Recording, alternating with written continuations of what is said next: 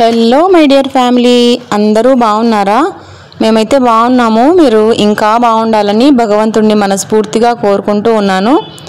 ఈరోజైతే సండే వ్లాగ్ని మీతో అయితే షేర్ చేసుకుంటూ ఉన్నాను. మన ఛానల్ని ఫస్ట్ టైం చూస్తూ ఉన్నట్లయితే ఛానల్ని సబ్స్క్రైబ్ చేసుకోండి. వీడియో నచ్చితే చిన్న లైక్ చేయండి. ఎవరికైనా యూజ్ అవుతుంది అనుకుంటే షేర్ చేయండి. ఇక వీడియోలోకి అయితే వెళ్ళిపోదాము. ఈరోజు సండే కదా, అన్ని పనులు కూడా చాలా నిదానంగానే అవుతాయి. ఈరోజైతే మంచి హెయిర్ ప్యాక్ని మీతో అయితే షేర్ చేసుకుంటూ ఉన్నాను. ఈ హెయిర్ ప్యాక్ వేసుకున్నారంటే చుండ్రు సమస్య తగ్గడంతో పాటు జుట్టు చాలా హెల్తీగా పెరుగుతుంది. అంతేకాదు చాలా పొడవుగా కూడా అవుతుంది, సిల్కీగా అవుతుంది. ఇక ఆలస్యం చేయకుండా హెయిర్ ప్యాక్ ఎలా చేయాలి అనేది వీడియోలోకి అయితే వెళ్ళిపోదాము. ముందుగా అలోవెరానైతే ఒక 2 కొమ్మలు అయితే కట్ చేసుకొచ్చుకోవాలి. ఒక్కొక్కరికి ఒక కొమ్మ చొప్పున మా ఇద్దరికి తయారు చేసుకుంటున్నాం కాబట్టి మేము 2 కొమ్మలను అయితే కలా కట్ చేసుకొని కాసేపు పక్కన పెట్టుకున్నామంటే దానిలోని పసరంతా కూడా కారిపోతుంది. తర్వాత దాన్ని బాగా వాష్ చేసి పెట్టుకొని ఈ విధంగా సైడ్లు ఉండే ముళ్ళులన్నీ తీసేసి పైన ఉండే చెక్క అంతా కూడా తీసుకున్నామంటే లోపల జెల్ని మనము ఈజీగా కలెక్ట్ చేసుకోవచ్చు. ఈ కలబంద మనం హెయిర్ కోసమనే కాదు, ఫేస్కి కూడా చాలా బాగా హెల్ప్ అవుతుంది. అందుకనే ప్రతి ఒక్కరి ఇంట్లో కూడా ఉండవలసిన మొక్క ఏంటి అంటే ఫస్ట్ అలోవెరా అని చెప్తాను. ఇక అలా పైన తొక్క ముళ్ళులు అన్నీ తీసేసిన తర్వాత లోపల ఉండే గుజ్జునైతే మనము ఒక మిక్సీ జార్లోకి కలెక్ట్ చేసుకోవాలి.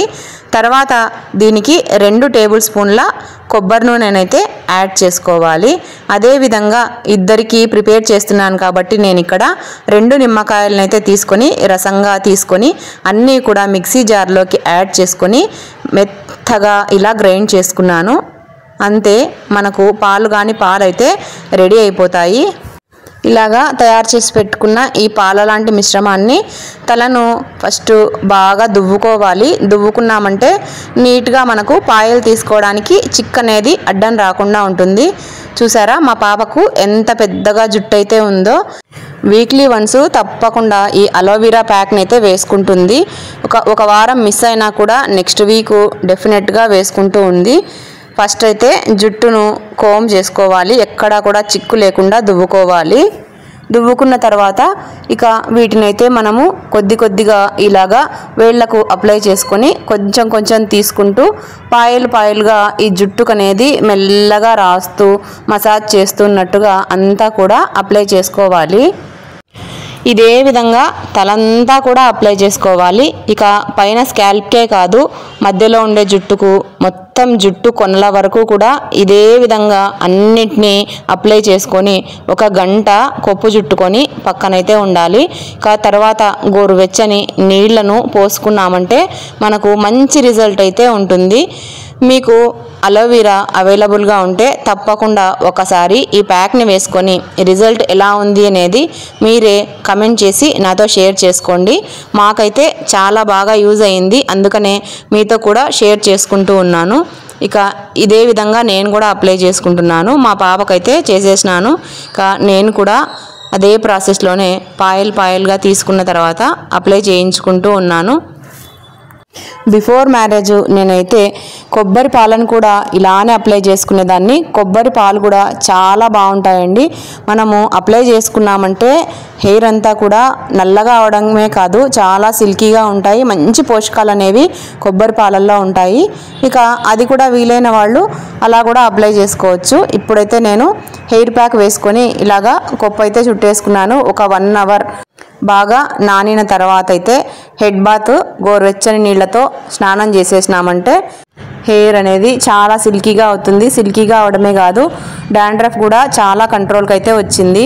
ఇక అందుకనే వెంటనే మీతో అయితే షేర్ చేసుకున్నాను. చాలా రోజుల కిందట కూడా ఒక వీడియో చేసినానండి, మరి చూసారో లేదో. 1 అవర్ తర్వాత స్నానం చేసి ఇక మన గార్డెన్లోకి అయితే వెళ్ళిపోతున్నాను.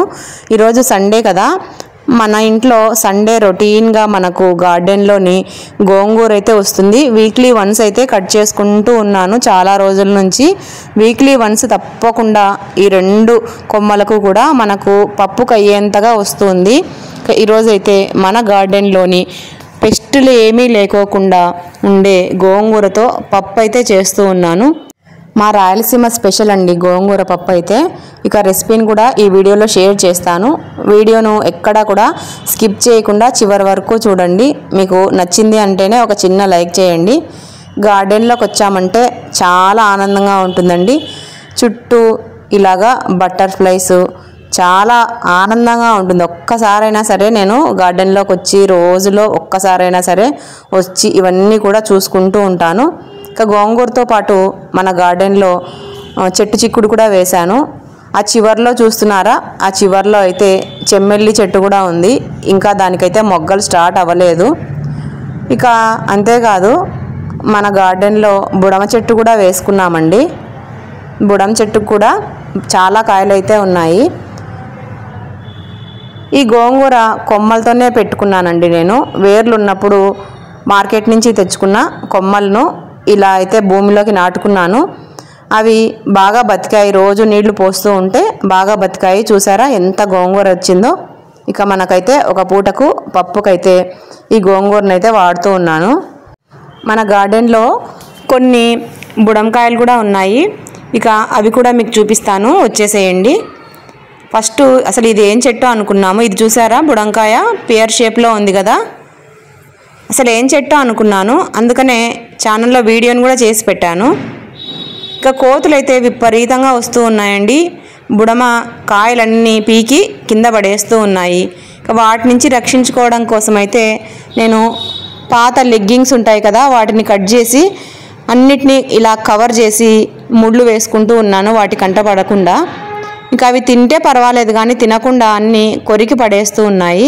చూస్తున్నారా ఎంత పెద్ద సైజులో ఉన్నాయో బుడంకాయలు. చాలా బాగున్నాయండి. మంచి హార్వెస్ట్ని ఇస్తున్నాయి. ఇవి కూడా చాలా టేస్ట్ కూడా ఉన్నాయి. కాకపోతే విత్తనాలు కొంచెం చేదుగా ఉన్నాయి అంతే.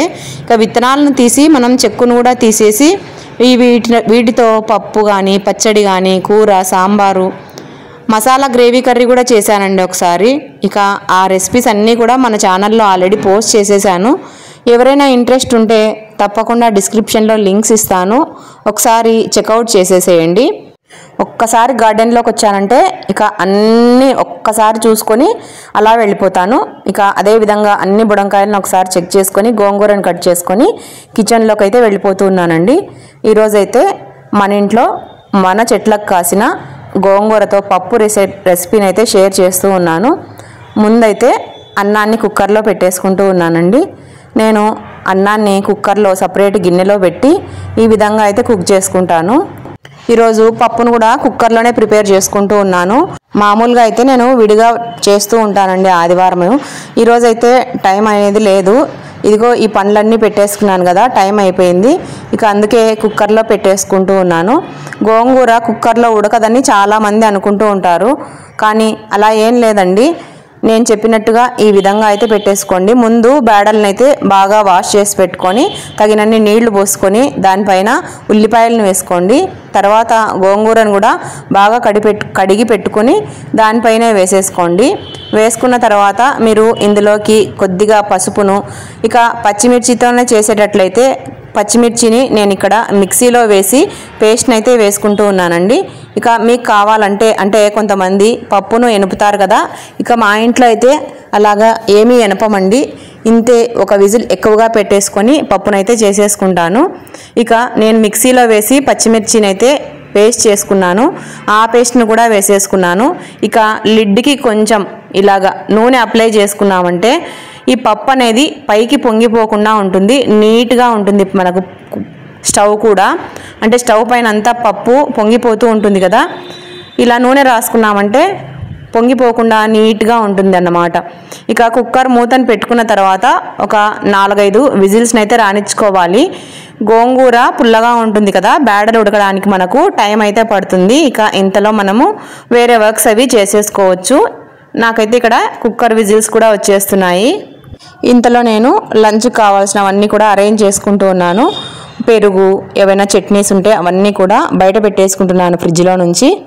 ఇక 4 విజిల్స్ వచ్చిన తర్వాత స్టవ్ను ఆఫ్ చేసి విజిల్ పోయేంత వరకు కూడా మనం వెయిట్ చేయాలి. ఇక మధ్యలో ఓపెన్ చేస్తే బేడలు అనేవి ఉడకవండి. ఇక నేనైతే కుక్కర్ అంతా విజిల్ ఓపెన్ అయిన తర్వాత ఒకసారి కుక్కర్ మూతనైతే ఓపెన్ చేసి గరిటెని తీసుకొని బాగా కలిపేస్తున్నాను. చూసారా ఎంత చక్కగా ఉడికిపోయాయో. ఇక అదేవిధంగా తగినంత ఉప్పును కూడా వేసుకుంటూ ఉన్నాను. ఉప్పును అన్నీ వేసుకున్న తర్వాత మళ్ళీ మూతను ఉంచి బాగా ఉడికించుకోవాలండి. అంటే ఈ పప్పు ఆకు అంతా కూడా దగ్గరికి అయ్యేలాగా బాగా ఉడికించుకోవాలి. ఇక ఇంకో స్టవ్ పైన అయితే చారును కూడా చేస్తున్నాను. ఇక మా ఇంట్లో ఆదివారము కంపల్సరీగా అన్నము పప్పు చారు, వీలైతే ఏదో ఒక కర్రీ కూడా చేస్తాను. ఈరోజు అయితే టైం లేదని చెప్పాను కదా, ఇక కర్రీని అయితే చేయడం లేదు. అన్నం పప్పు చారు ఆల్రెడీ నిన్న చేసి పెట్టుకున్న చట్నీ అయితే ఉంది. ఇక వీటన్నిటితో ఈరోజు అయితే లంచ్ని అయితే ముగిస్తాను. చారు బాగా తెరిలిపోతూ ఉంది. ఇంతలో నాకు అక్కడ పప్పు కూడా ఉడికిపోతుందండి. ఇలా గోంగూర పప్పు చేసినప్పుడు మా అత్తయ్య గారు ఉన్నప్పుడైతే చిన్న కాకరకాయ ముక్కను కూడా యాడ్ చేసేదండి. ఈరోజైతే లేదని నేను వేయలేదు. మీలో ఎంతమందికి గోంగూర పప్పులో కాకరకాయ ముక్క వేసి చేసుకోవడం తెలుసో తప్పకుండా కమెంట్ చేసి అయితే షేర్ చేసుకోండి. పప్పు ఉడికిపోయిన తర్వాత ఇక్కడ నేను పప్పుకు తిరగవాతనైతే పెడుతూ ఉన్నాను. స్టవ్ పైన చిన్న ప్యాన్ పెట్టుకున్నాను. ఆవాలు, జీలకర్ర, మినప్పప్పు, శనగపప్పు, ఎండుమిరపకాయలు, సన్నగా కట్ చేసి పెట్టుకున్న వెల్లుల్లి, అలానే పచ్చికరివేపాకు అన్నీ కూడా వేసి పోపు పెట్టేస్తానండి. మా ఇంట్లో అయితే వెల్లుల్లిపాయలు బాగా వేగాలండి. అంటే మామూలుగా కొంచెం డార్క్ రంగులోకి వచ్చిన తర్వాతనే పప్పుకు తిరగమాత అయితే పెట్టుకుంటాము. మీ ఇంట్లో ఎలా చేస్తారనేది డెఫినెట్గా కమెంట్ చేసి అయితే షేర్ చేసుకోండి. అంతేకాదబ్బా, గోంగూర పప్పు చేసినప్పుడు జొన్న రొట్టె చేసుకుంటే ఆ టేస్ట్ ఉంటుంది. అబ్బా, చాలా మంచి కాంబినేషన్ కదా జొన్న రొట్టె గోంగూర పప్పు. అదేవిధంగా జొన్న రొట్టె గుత్తి వంకాయ కూర, ఇవన్నీ కూడా మంచి కాంబినేషన్స్, భలే ఉంటాయి టేస్టీగా. ఇక పప్పు కూడా రెడీ అయిపోయింది, చారు కూడా రెడీ అయిపోయింది. ఇంట్లో పిల్లలు ఉన్నారు కదా, 4 వడియాలు వేయిద్దామని వేయించేసుకున్నాను. ఇక పాప కూడా తలస్నానం అయితే చేసింది. ఒకసారి మీకు రిజల్ట్స్ అయితే చూపిస్తాను చూడండి. ఎంత సిల్కీగా తయారైందో, అదేవిధంగా ఎంత పొడి పొడిగా తయారైందో జుట్టు. తనకు చాలా మంచి రిజల్ట్స్ ఉంది. అందుకనే ఎవ్రీ వీక్ కూడా ఇదే యూజ్ చేస్తున్నాము. ఇంకా తనతో పాటు నేను కూడా సేమ్ ప్యాక్ అప్లై చేసుకుంటూ ఉన్నానండి. తప్పకుండా మీరు కూడా ఒకసారి డెఫినెట్గా ఈ అలోవెరా ప్యాక్ని వేసుకున్న తర్వాత రిజల్ట్స్ ఎలా ఉంది అని చెప్పి మీరు తప్పకుండా షేర్ చేయండి. ఈరోజు వీడియో అయితే ఇంతటితో ముగిస్తూ ఉన్నానండి. రేపటి కోసం అయితే ఇలాగా కొర్రలు, రాగులు, సజ్జలు, 1 గ్లాసు మినప్పప్పు ఇలా చేసి రేపు దోశకైతే ప్రిపేర్ చేస్తూ ఉన్నాను. ఆల్రెడీ ఈ రెసిపీ అయితే మన ఛానల్లో షేర్ చేశానండి. ఎవరైనా చూడకపోతే ఆ రెసిపీని కూడా చూసేయండి. వీడియో నచ్చితే ఒక చిన్న లైక్ చేయండి. ఎవరికైనా యూజ్ అవుతుంది అనుకుంటే షేర్ చేయండి. కొత్తగా మన ఛానల్ని ఈరోజే చూస్తూ ఉంటే సబ్స్క్రైబ్ చేసుకోవడం మాత్రం అస్సలు మర్చిపోవద్దు. మరో మంచి వీడియోతో మళ్ళీ మీ ముందుంటాను. అంతవరకు బై.